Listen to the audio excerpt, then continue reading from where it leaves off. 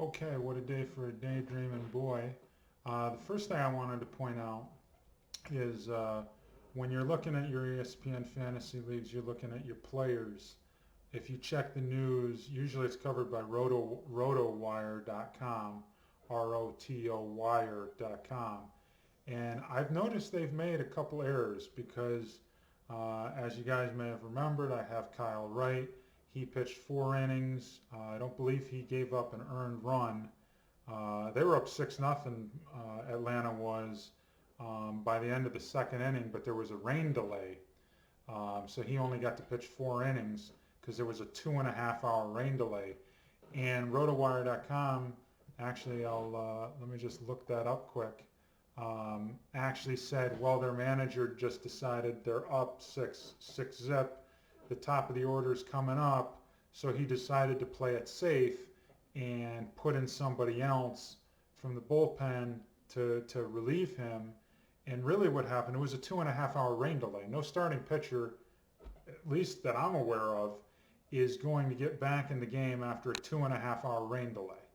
And they mentioned nothing about the rain delay. And that's, I mean, you even read the recap of the game, that's why he came out, because it was a 2.5 hour rain delay. So you have to be, and I've noticed a few other errors on the news. Their news is just not the best. I'm not saying RotoWire isn't the best. I'm just saying the news that accompanies these players on ESPN leagues is definitely not the best, and it's definitely not updated as much as it should be. I mean, you go to some players, even popular players, it'll be week-old news. Just recap last night's game, or, you know, I don't even know, but it shouldn't be a week old. And you should at least have known that there was a rain delay and that's why he got substituted, and not that he just, wanted to give him a break and not push him too hard, because that was obviously not the reason. So there's that.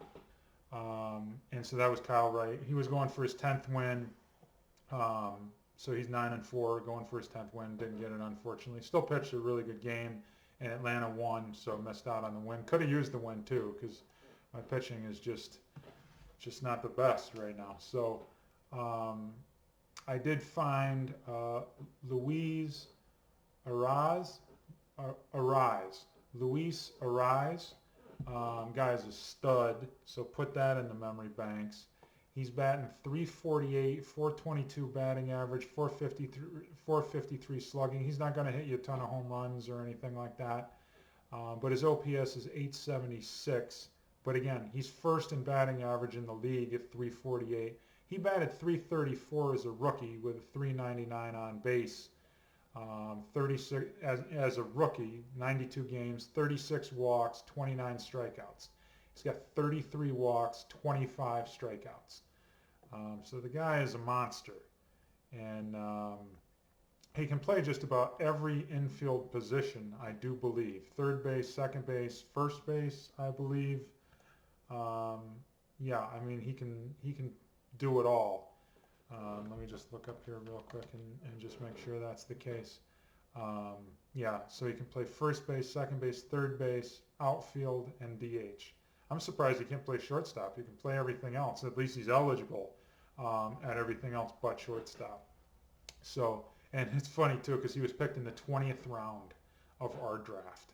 So if I did a little research, which I'm sort of regretting, but it is what it is at this point. At least I'm learning about the guys now. But if I had done a little research, I definitely probably would have picked him up at least earlier than the 20th round. So yeah, so I learned about him, and what else is going on. Oh yeah, I did want to also mention Jose Abreu, 9 fantasy points last night. Brandon Nimmo, 10. Marcus Semien, 10. MJ Melendez with 11. Jonathan Schroop with 12. He played a doubleheader last night. And Cedric Mullins had 8. So yay, I got one guy on there. And Arraez, he had 8 as well.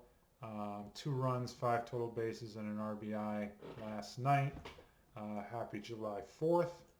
And yeah, what else is going on? Let me just check this real quick. Hopefully your holiday weekend was good. Let me just check this real quick if I remember correctly. Yeah, okay. So yeah, so I'm still in third, about 80 up on fourth, 60 behind second. Actually gained a little bit. So right now, Miami's up on LA 2-0. Alcantara had, Alcantara? Yeah, Alcantara. I'm never going to pronounce that name correctly. Alcantara, 6.1 innings, 2 hits, no runs, no walks, 7 Ks. He's got 24 points right now. Syndergaard's going to lose the game, unfortunately, but he pitched 5 innings, 5 hits, 2 runs, 8 Ks. But he's going to lose the game, so he'll probably end up with 9 points.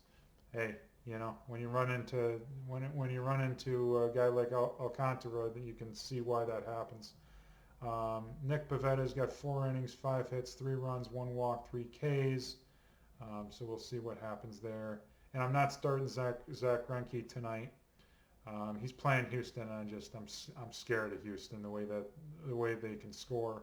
But he did pitch 1 inning so far and didn't give up a hit or a run. So who knows? Maybe I'll regret that later. But it is what it is. Schwarber had it's only the 5th inning, and he's already got 11 fantasy points.